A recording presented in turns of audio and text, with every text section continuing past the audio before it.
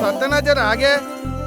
ఈ వానాకాలం ఏం పంట వేస్తున్నావే? 3 ఎకరాలు మొక్కజొన్న వేస్తా, 2 ఎకరాలు వరి వేస్తా. ఈసారి ఇట్లా పంటలు వేస్తే తర్వాత నువ్వే పరేషాన్ అవుతావు. నీళ్ళ పరేషాన్ అవడానికి ఏముందా మళ్ళా? గదేదో దిక్కుమాలన ఎల్లినో అంట. ఈసారి వర్షాలు కూడా దాని వల్ల తక్కువ పడతాయంట. అవునా?